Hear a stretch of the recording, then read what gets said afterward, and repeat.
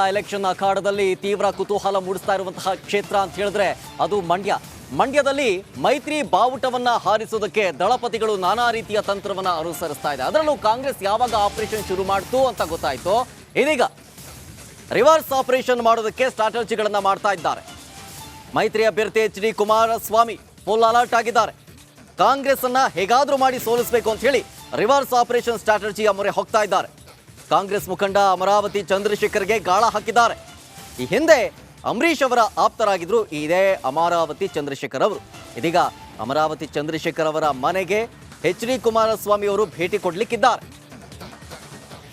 ನೋಡಿ, ತೀವ್ರ ಕುತೂಹಲ ಮೂಡಿಸಿರುವಂತಹ ಕ್ಷೇತ್ರ ಅಂತ ಹೇಳಿದ್ರೆ ಅದು ಮಂಡ್ಯದಲ್ಲಿ ಮೈತ್ರಿ ಅಭ್ಯರ್ಥಿಯಾಗಿ ಕುಮಾರಸ್ವಾಮಿ ಅವರು ಅಲರ್ಟ್ ಆದಂತೆ ಕಾಣಿಸ್ತಾ ಇದೆ. ಕಾಂಗ್ರೆಸ್ ಅಲ್ಲಿ ಆಪರೇಷನ್ ಮಾಡೋದಕ್ಕೆ ಶುರು ಮಾಡ್ತಾ ಇದೆ ಅನ್ನೋದು ಗೊತ್ತಾಗ್ತಾ ಇದ್ದಂತೆ ರಿವರ್ಸ್ ಆಪರೇಷನ್ ಮೊರೆ ಹೋಗ್ತಾ ಇದ್ದಾರೆ. ಅದರ ಭಾಗವಾಗಿ ಅಮರಾವತಿ ಚಂದ್ರಶೇಖರ್ಗೆ ಗಾಳ ಹಾಕಿರೋದು.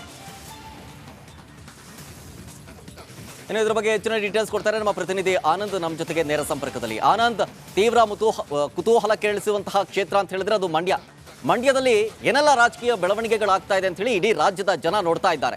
ಅದರಲ್ಲೂ ಕಾಂಗ್ರೆಸ್ ಯಾವಾಗ ಆಪರೇಷನ್ ಶುರು ಮಾಡ್ತಾ ಇದೆ ಅನ್ನೋದು ಗೊತ್ತಾಯ್ತು, ಆಗಲೇ ಕುಮಾರಸ್ವಾಮಿ ಅವರು ಅಲರ್ಟ್ ಆಗಿ ಇದೀಗ ರಿವರ್ಸ್ ಆಪರೇಷನ್ ಮೊರೆ ಹೋಗ್ತಾ ಇದ್ದಾರೆ. ಏನಾಗ್ತಾ ಇದೆ ಅಲ್ಲಿ ಅಂತ ಹೇಳಿ?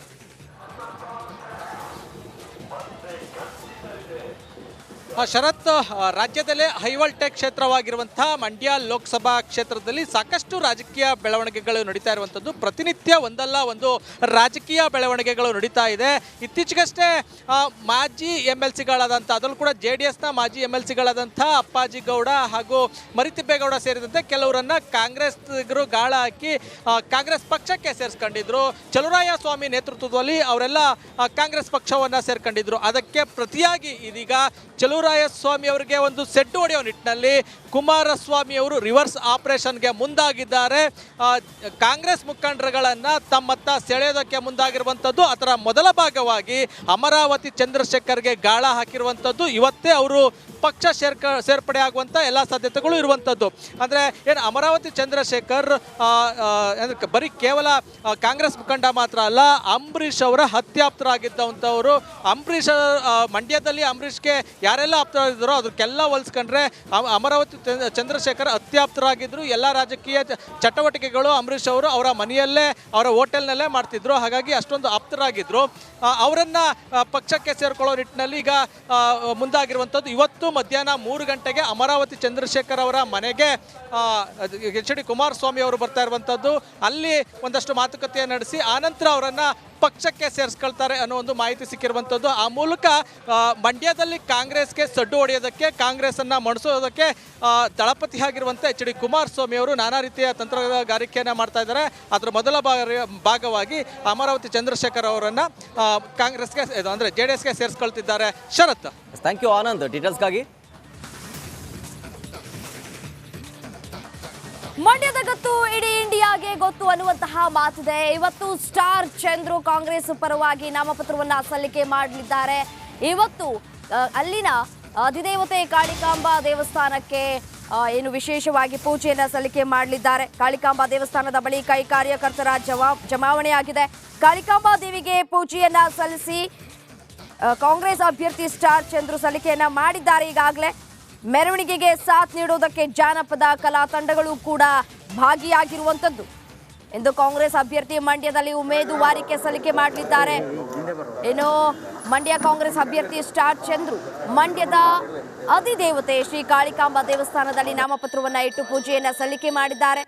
ಈ ಸಂದರ್ಭದಲ್ಲಿ ಕಾಂಗ್ರೆಸ್ ರಾಜ್ಯ ಉಸ್ತುವಾರಿ ಸುರ್ಜೇವಾಲಾ, DCM DK ಶಿವಕುಮಾರ್ ಅವರು ಕೂಡ ಸಾಥ್ ನೀಡಲಿದ್ದಾರೆ. ಇನ್ನು ಸಚಿವ ಚಲುವರಾಯಸ್ವಾಮಿ, ಮಂಡ್ಯ ಲೋಕಸಭಾ ಕ್ಷೇತ್ರ ವ್ಯಾಪ್ತಿಯ ಕಾಂಗ್ರೆಸ್ ಶಾಸಕರು, ಮುಖಂಡರು ಸಂದರ್ಭದಲ್ಲಿ ಭಾಗಿಯಾಗಲಿದ್ದಾರೆ. ಕಾಳಿಕಾಂಬಾ ದೇವಸ್ಥಾನದಿಂದ ಜಿಲ್ಲಾಧಿಕಾರಿ ಕಚೇರಿಯವರೆಗೂ ಕೂಡ ಬೃಹತ್ ಮೆರವಣಿಗೆ ಸಾಗುತ್ತೆ. ಮೆರವಣಿಗೆ ವೇಳೆ 1 ಲಕ್ಷಕ್ಕೂ ಹೆಚ್ಚು ಜನರು ಸೇರುವಂತಹ ನಿರೀಕ್ಷೆಯಲ್ಲಿ ಇದ್ದಾರು ಕೂಡ. ಈಗ ಕೈ ನಾಯಕರು ವಿಶೇಷವಾಗಿ ಪೂಜೆಯನ್ನು ಸಲ್ಲಿಕೆ ಮಾಡಿದ್ದಾರೆ. ಸ್ಟಾರ್ ಚಂದ್ರು ಒಂದ್ ಕಡೆ ಮಂಡ್ಯದಲ್ಲಿ ಕಾಂಗ್ರೆಸ್ ಅಭ್ಯರ್ಥಿ ಸ್ಟಾರ್ ಚಂದ್ರು ನಾಮಪತ್ರ ಸಲ್ಲಿಸೋದು ಮುಖ್ಯ ವಿಚಾರ. ಆದ್ರೆ ಇನ್ನೊಂದ್ ಕಡೆ DCM DK ಶಿವಕುಮಾರ್ ಮಂಡ್ಯ ಜಿಲ್ಲೆಗೆ ಆಗಮಿಸ್ತಾ ಇರೋದು ಗಮನವನ್ನ ಸೆಳೀತಾ ಇದೆ. ಕಳೆದ 2019ರ ಲೋಕಸಭಾ ಚುನಾವಣೆಯಲ್ಲಿ ಕುಮಾರಸ್ವಾಮಿ ಅವರ ಕೈ ಹಿಡಿದು ನಾವು ನಿಜವಾದ ಜೋಡೆತ್ತು ಅಂತ ಹೇಳಿ ನಿಖಿಲ್ ಪರ DK ಶಿವಕುಮಾರ್ ಪ್ರಚಾರವನ್ನು ಮಾಡಿದ್ರು.